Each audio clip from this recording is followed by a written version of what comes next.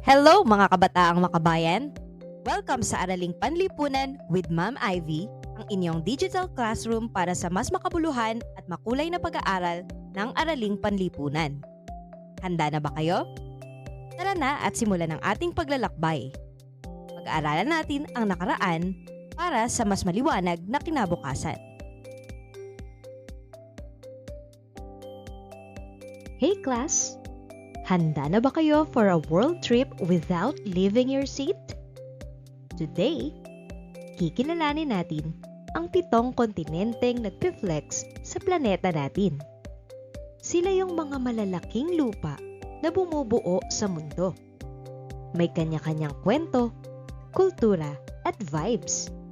So get ready to explore kasi this is the first step para maintindihan natin ang tamang shape at story ng Earth. Let's get it on! Alright mga besh, mga lods, focus tayo. Ito ang mga goals natin for today. Kikilalanin natin ang 7 kontinente ng mundo. Aalamin kung paano sila nagkakahiwalay at nagkakaugnay. Siyempre, iintindihin kung bakit mahalaga tong kontinenteng to sa buhay natin. Kaya naman, let's level up our knowledge. Game na!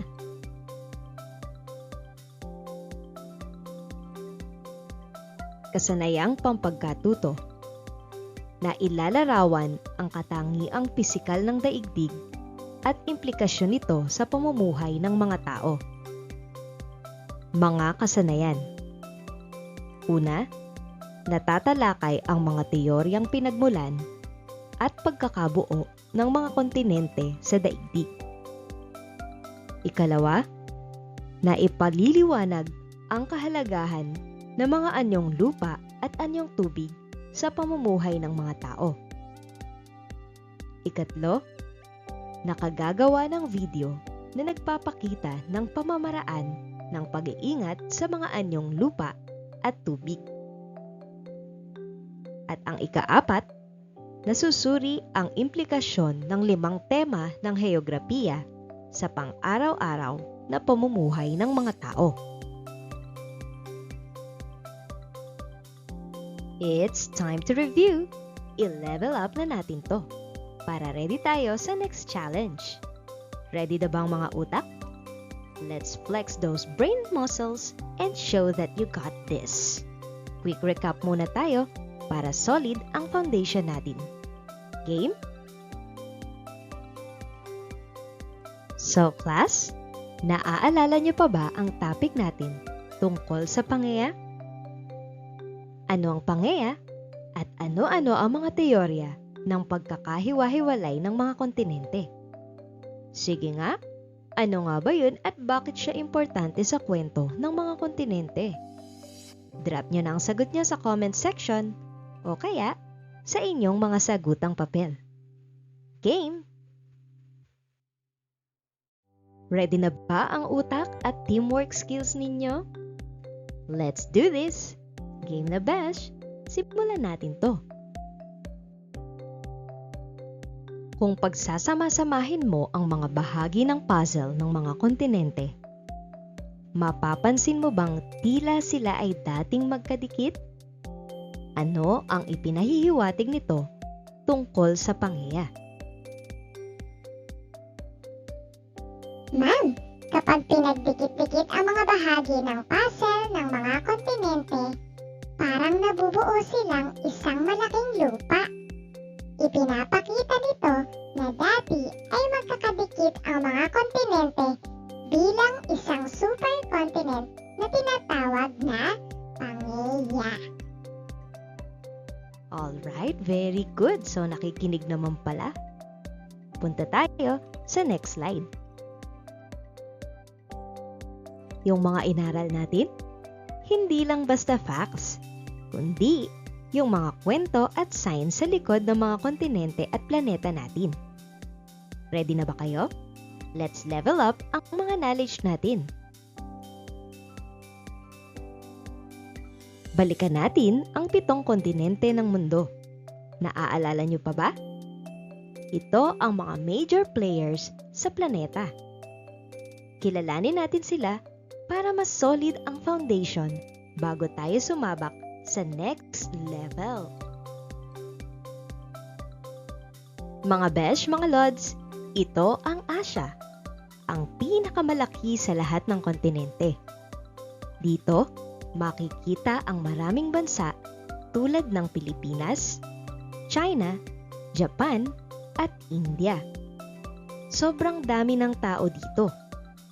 Para silang buong mundo sa isang lugar. Dahil sa laki at dami ng tao, iba-iba rin dito ang kultura, wika, at relihiyon. Iba't ibang pagkain, kasuotan, at paraan ng pamumuhay, parang isang malaking party ng diversity. Mula sa malamig na bundok hanggang sa mainit na disyerto, iba-iba rin ang klima sa Asia. Kaya, mas exciting dito. Ito naman ang Africa. Pangalawa siya sa pinakamalaking kontinente sa mundo. Dito, makikita ang Sahara Desert. Ito ang pinakamalaking disyerto sa buong planeta. Sobrang hot at malawak. Ang Africa ay mayaman sa mga likas na yaman. Kaya, maraming treasure sa ilalim ng lupa. Pero sadly, may mga lugar din dito na nahihirapan ng husto ang mga tao. At syempre, dito rin dumadaloy ang ilog Nile. Ito ang pinakamahabang ilog sa buong mundo. Ang lifeline ng maraming tao at hayop. Welcome sa North America. Dito naman makikita ang mga bansa tulad ng United States, Canada, at Mexico. Isa ito sa pinakamaunlad na kontinente. Alam mo yung super techy at modern ang mga high-rise buildings nila, may mga cool gadgets, at malalaking industriya. Kung gusto mo ng fast internet at mga bagong inventions, dito yan madalas nangyayari. Also, welcome sa South America. Sikat ito sa Amazon Rainforest, ang pinakamalawak na gubat sa buong mundo. Puno ito ng cool na hayop at plants. At syempre, nandito rin ang Amazon River. Isa ito sa pinakamahabang ilog na bumubuhay sa gubat. Maraming likas na yaman dito at sobrang ganda ng nature. Makikita rin dito ang mga bansa tulad ng Brazil, Argentina, at Chile. Bawat isa may sariling kwento at kultura. Ito naman ang Antarctica, ang frozen kingdom ng mundo. Dito nakatira si Olaf. Charot! Itong kontinenteng to, ito ang may pinakamaraming yelo. Parang giant ice cube, ganun. Walang permanenteng tao dito, pero maraming siyentipiko ang naninirahan para mag-research at mag-explore. Super lamig dito at halos walang tanim. Parang coldest desert sa mundo.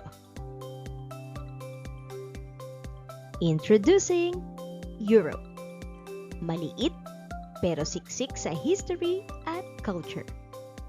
Dito makikita ang mga bansa tulad ng France, Germany, at United Kingdom. Ito ang mga bida sa sining, edukasyon, at science noon pa. Europe ang lugar kung nasaan nagsimula ang revolusyong industrial at Renaissance. Parang mga game changers ng mundo.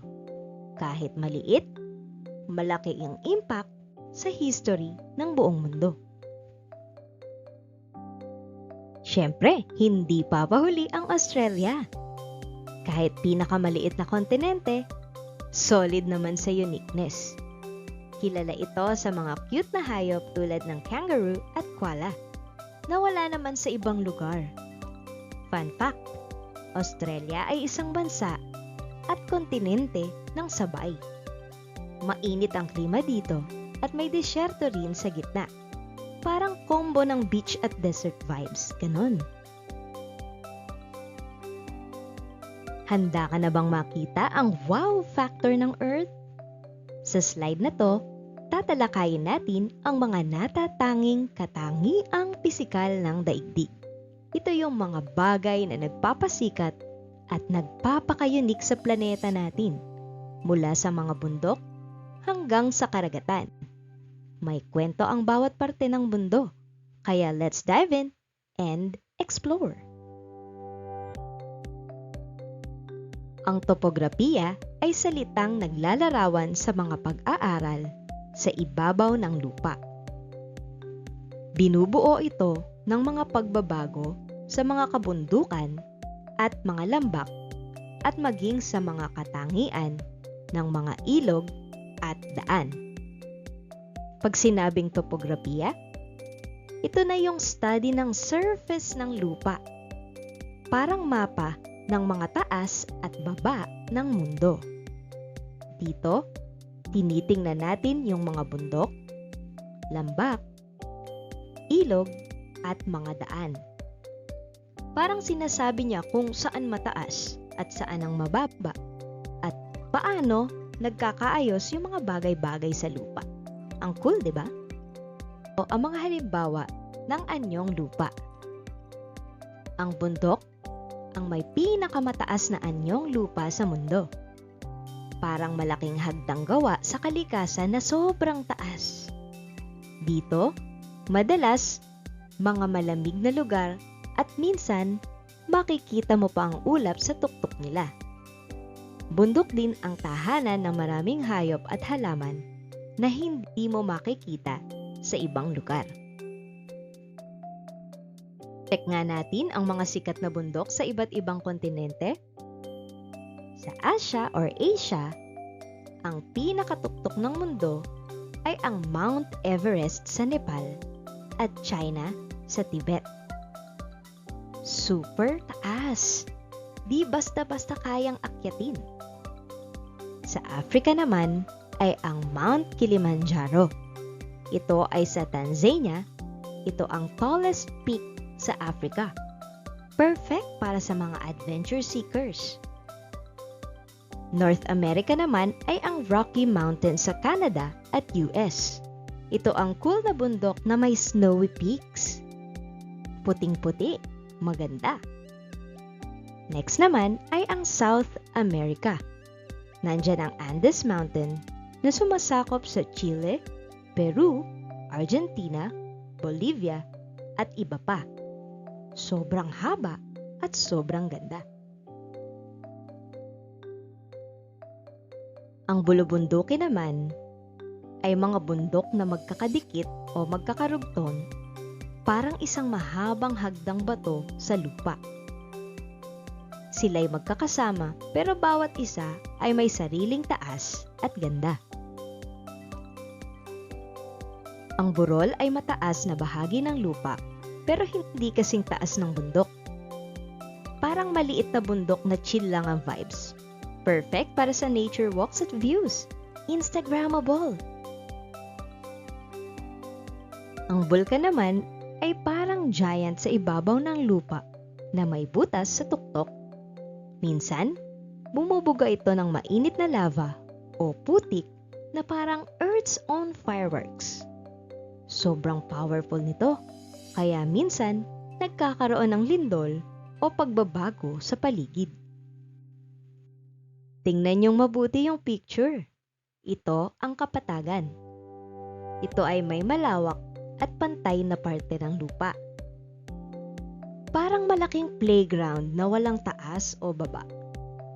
Perfect para sa mga farm at bahay. Dito, madaling maglakad at mag-drive kasi smooth at flat ang lupa. Ang talampas naman ay parang kapatagan. Flat lang. Ang pagkakaiba nila, Pag sinabing talampas, nasa chill spot to sa taas ng bundok. Parang rooftop ng bundok kung saan pwede kang mag-relax at may magagandang tanawin sa buong paligid. Perfect para sa mga nature lovers. Ang Lambak ay patag na lupa na nasa gitna ng mga bundok. Parang cool na valley spot kung saan pwedeng tumira at magtanim ng mga halaman. Perfect na lugar to kasi protektado siya ng bundok sa paligid. Ang isla naman ay anyong lupa na napapaligiran ng tubig. Parang sariling maliit na mundo sa gitna ng dagat. Perfect na spot para mag-relax, mag-explore, at mag-beach day kasama ang mga friends. Dumako naman tayo sa anyong tubig. Una ay ang karagatan. Ito ang pinakamalawak at pinakamalalim na anyong tubig sa mundo. Parang malaking blue playground ng Earth, puno ng misteryo at mga cool na sea creatures. Dito, nagaganap ang maraming kwento at adventure at exploration. Alamin natin ang mga karagatan na nakapalibot sa dalawang malalaking kontinente, ang Asia at ang Africa. Sa Asia, nariyan ang Arctic Ocean. Ito'y nasa hilaga, super lamig at may yelo. Siyempre, ang Pacific Ocean. Ito'y nasa silangan. Pinakamalawak na ocean sa buong mundo. Sumunod naman ay ang Indian Ocean sa timog. Mayroon tong tropical vibes at maraming islands. Next naman sa Africa, ang Atlantic Ocean. Ito ay nasa kanluran at perfect spot para sa mga sunset views.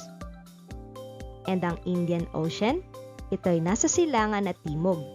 Puno ito ng coral reefs at sea life. Narito naman ang dagat. Ito ay maliit na bahagi ng karagatan, maalat ang tubig dito. Siyempre, parang mini ocean na pwedeng paglangoyan, fishing spot at chill place ng maraming sea creatures. Check natin ang mga importanteng anyong tubig sa paligid ng Africa, Europa, at Pilipinas. Sa Africa, nasa hilagang bahagi ang Mediterranean Sea. Ito ay perfect para sa mga chill na beach days. Sa Europa, nasa timog naman ang Mediterranean Sea. Ito ay nagkokonekta sa maraming bansa doon. At syempre, ang Pilipinas. Super cool to kasi nasa gitna tayo ng West Philippine Sea. Full ng life at resources. Ang Look ay bahagi naman ng dagat na malapit sa kalupaan. Parang private beach resort ng lupa. Perfect para sa mga fishing at swimming. Ito naman ang Lawa. Maikukumpara mo sa isang malaking pool na napapaligiran ng lupa. Dito, ang tubig ay matabang. Ibig sabihin, hindi maalat tulad ng dagat. Perfect spot ito para sa mga isda at mga nilalang sa tubig. I-check naman natin ang mga sikat na lawa sa North America at Asia. Sa North America, mayroong Great Lakes. 5 malalaking lawa na kinabibilangan ng Lake Superior, Lake Michigan, Lake Huron, Lake Erie, at Lake Ontario. Sobrang laki nila. Parang mini sea. Sa Asia, nandoon naman ang Lake Baikal sa Russia, ang pinakamalalim na lawa sa buong mundo. Super cool at puno ng kakaibang buhay sa tubig. Ang ilog naman ay parang likidong daan ng tubig na umaagos mula bundok papunta sa dagat.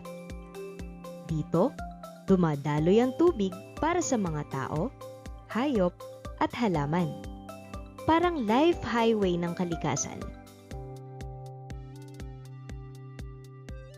Dito sa Africa, makikita ang Nile River. Ito'y dumadaan sa Egypt, Sudan, Ethiopia at iba pa. Sobrang haba nito na di mo akalain. Sa South America, ang Amazon River sa Brazil, Peru at Colombia na puno ng buhay at kagubatan. Ang North America naman ay mayroong Mississippi River.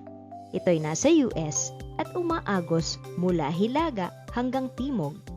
Perfect para sa mga river trips. Sa Asia naman, nariyan ang Yangtze River sa China, ang pinakamahabang ilog sa Asia at sobrang importanteng water resource. Ang talon naman ay tubig na dumidiretso pababa mula sa bundok.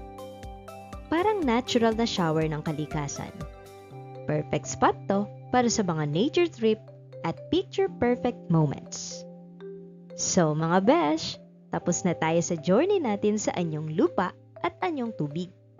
Sana na-enjoy ninyo at naintindihan kung bakit sobrang importante ng mga ito sa ating mundo at sa buhay natin. Pero wait, game pa ba kayo? Kasi ready na tayo sa pamprosesong tanong. It's time to think, analyze, at ipakita ang galing ninyo. Let's slay and make those answers leaked. Sa slide na to, pag-uusapan natin ang mga pamprosesong tanong. Mga tanong na hindi lang basta sagot, kundi tanong na nagpapalawak ng pag-iisip at nagtutulak sa atin para mas maintindihan ang mga bagay-bagay. Tara na, simulan na natin. Paano nakakaapekto ang mga anyong lupa at anyong tubig sa pamumuhay ng mga tao? Anong mga hanap buhay ang makikita natin sa mga lugar na ito? Malaki ba ang epekto ng kapaligiran sa kabuhayan ng mga tao? Bakit? So, enough na tayo sa chika at oras na para mag-try at mag-explore. Let's G! Hands-on muna tayo. Ready na para sa isang super cool na activity? Pipili kayo ng isang anyong lupa o anyong tubig na iyong napuntahan. Sa likod ng pop-up, anong mga aktibidad ang iyong ginawa sa napiling anyong lupa o tubig? Ipaliwanag ang uri ng pamumuhay ng mga taong nakatira rito. Bibigyan ko kayo ng 5 minuto para sa activity na to.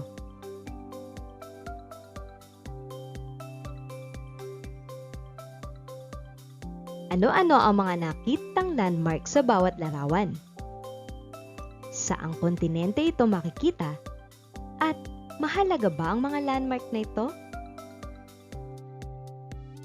Okay class, para mas maintindihan nyo ng mas malalim, ipapaliwanag ko ng isa-isa ang mga nasa larawan. Ang una ay sa Timog Amerika. Dito, matatagpuan ang famous na statue na Christ the Redeemer sa Brazil. Sikat ito kasi simbolo siya ng peace at welcoming vibes sa mga turista. Ang ikalawa ay sa Asia. Dito naman matatagpuan ang Great Wall of China, isang napakahabang pader na ginawa para protektahan ang mga tao noon. Super historical at iconic siya. Isang malaking parte ng culture nila. Kaya yan yung mga importanteng parte ng mundo na dapat nating kilalanin. Ang ikatlong larawan ay nagmula sa Africa. Ito ay ang Pyramid of Giza na matatagpuan sa Egypt na sumisimbolo ng sinaunang kabihasnan sa Africa. Isa ito sa pinakamatandang gusali sa mundo na nagpapakita ng katalinuhan at kultura ng mga sinaunang tao. Ang ika-4 na larawan ay sa Europa. Ito ang tinatawag na Eiffel Tower. Makikita ito sa Paris, France. Isa ito sa pinakakilalang landmark sa buong mundo at simbolo ng sining, arkitektura at kultura ng Europe.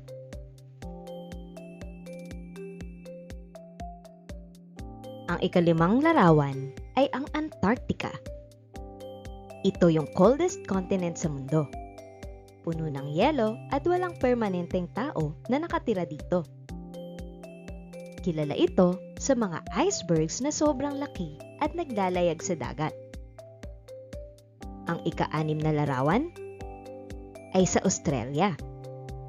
Maliit ito pero cool na continent country. Famous sa mga unique na hayop tulad ng kangaroo at koala. At syempre, dito rin makikita ang iconic na Sydney Opera House. Isang super artistic at famous na building na pang World Heritage. Grabe, bawat continent ay may kanya-kanyang kwento at vibes. Ang ika-7 larawan ay sa Hilagang Amerika, kung saan makikita ang super famous na Statue of Liberty sa United States. Simbolo ito ng freedom at welcome para sa mga taong pumupunta dito mula sa iba't ibang bansa. Parang big hug ng Amerika para sa buong mundo. Hilagang Amerika rin ang tahanan ng mga modernong syudad at tech hubs na grabe ang bilis ng progress. Tara at sabay-sabay nating i-practice yung mga natutunan natin. Siyempre, alam ko namang gusto nyong mag-quiz tayo o mag-roleplay. O kaya, gumawa ng mabilisang review. Let me know kung paano mo gusto simulan. It's pares-pares time! May 2 column tayo dito. Ang column A at column B. Sa A, narito yung mga pangalan ng kontinente at sa B ay ang paglalarawan o katangian ng bawat kontinente. Ang task mo, itugma ang tamang letra sa bawat numero. Isulat ang tamang sagot sa patlang sa tabi ng bilang. Let's go and show your matching skills. Check natin kung solid ka na dito. Buuin ang diagram. Lagyan ng tamang impormasyon na hinihingi sa call-out. Gamitin ang takda na ibinigay ng guro upang masagot ang mga gawain. Mayroon kayong 10 minuto para sa activity na ito.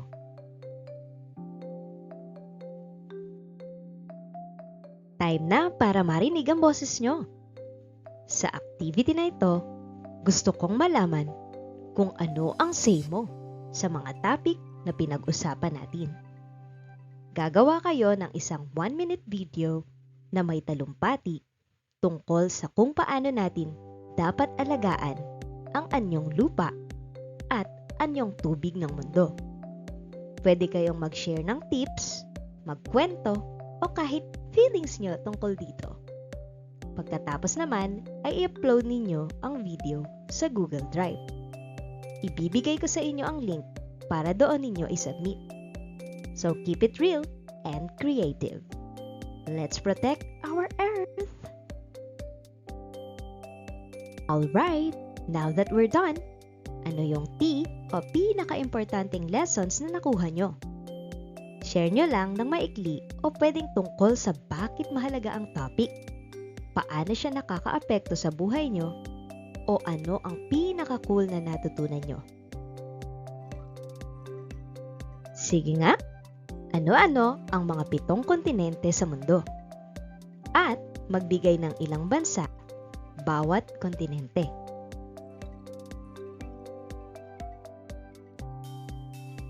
May mga susunod pa tayong pagsusulit para masukat ang alam nyo sa mga topics na pinag-aralan natin.